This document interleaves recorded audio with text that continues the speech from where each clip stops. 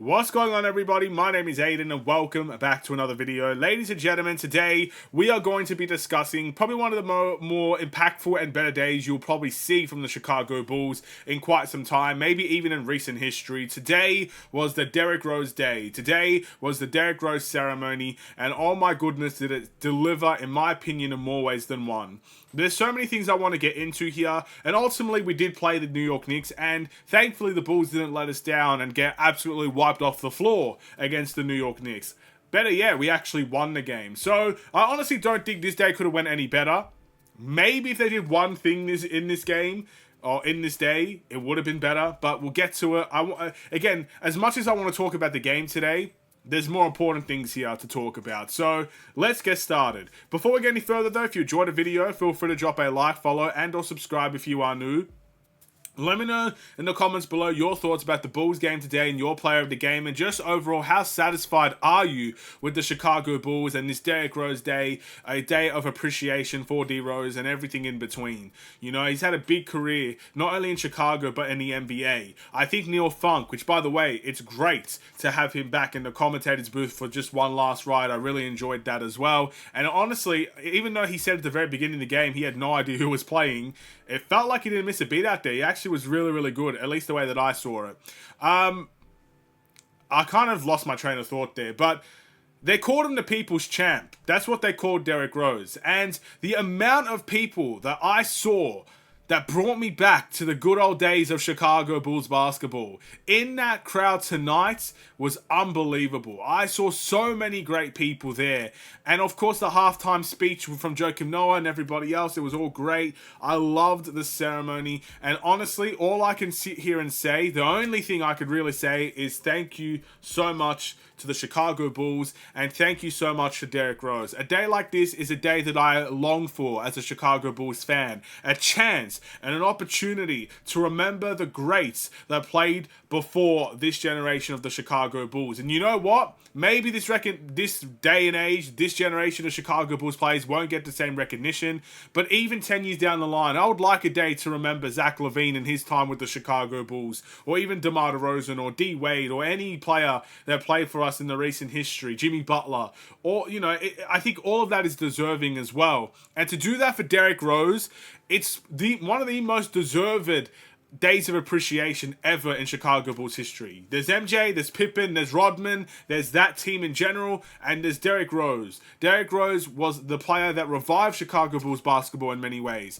I know the fan base in Chicago was always there, was always loyal, was always bringing their best, no matter how bad we were. But Derrick Rose brought different eyes to the scene, brought a different set of, I guess, opinions, and a different set of a fan base, probably a more worldwide fan base than you had ever seen, to the Chicago Bulls. And that cannot be ignored. He did so much for the Bulls outside of just Chicago, let alone in Chicago as well. He was truly a magnificent person to kind of represent the Chicago Bulls, and I'm very thankful that I grew up in the Derrick Rose age of basketball. I've said it before and I've said it again. He was the reason why I watched basketball. He's the reason why I supported the Chicago Bulls. So this day meant a lot to me.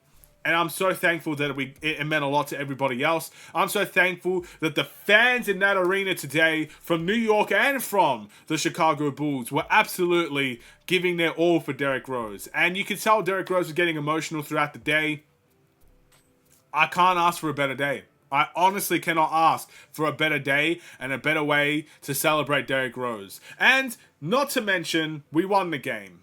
We won the game. Before we get to the game, I want to talk about the one negative that kind of went throughout my mind here. And I know that they're going to do this in the distant future, but I personally think this was the game where we should have retired Derrick Rose's jersey.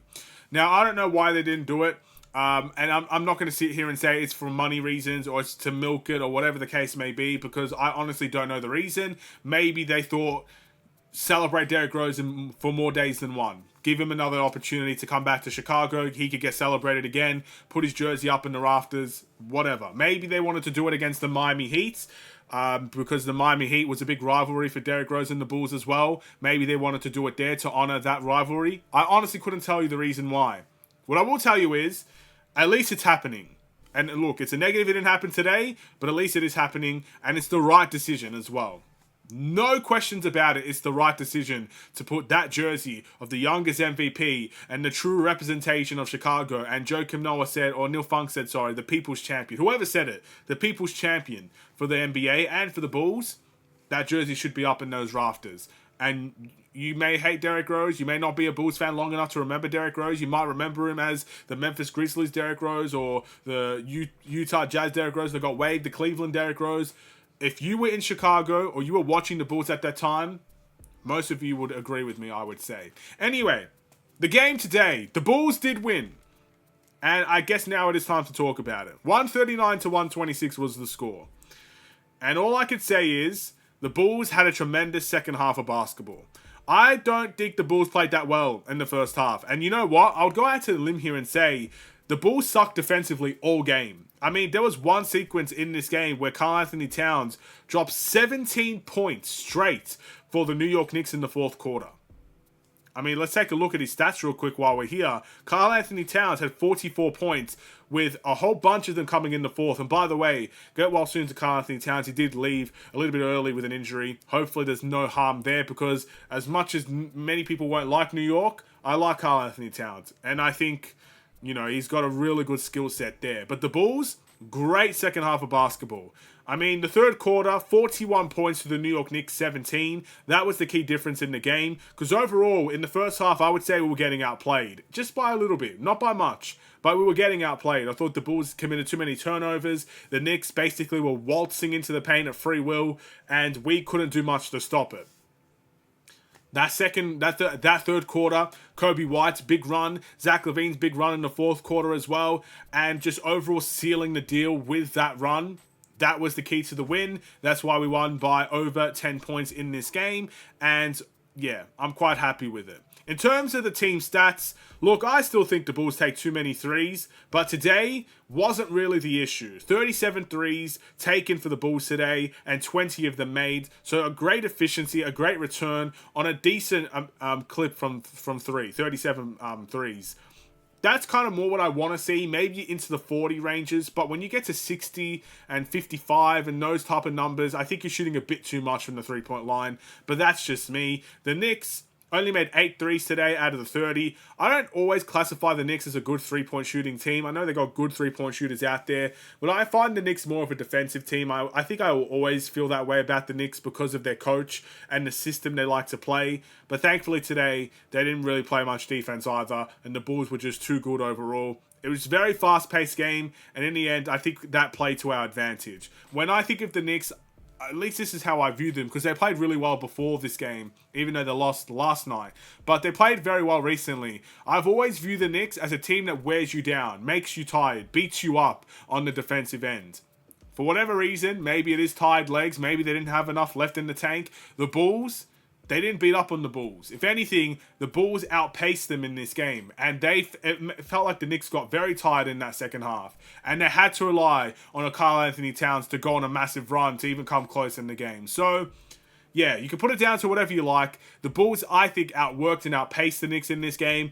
And as Zach LaVine said in the ending press conference, they played their absolute heart out to make sure that this game was a win in such a special night. So thank you, Zach LaVine. Thank you, the Bulls. Thank you to everybody that made this such a special event. Thank you to the fans that made this worth watching as well. Without every single one of you, this game wouldn't have been as special as it was. I'm honestly really satisfied.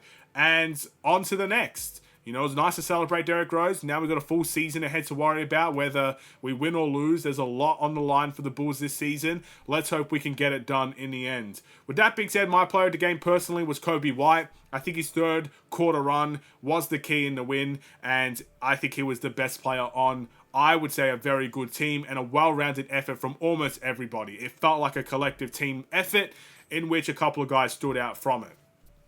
What do you guys think? Thank you for watching. I will see you guys in the next one. Stay safe, stay healthy, and stay tuned for more. Take care, and peace.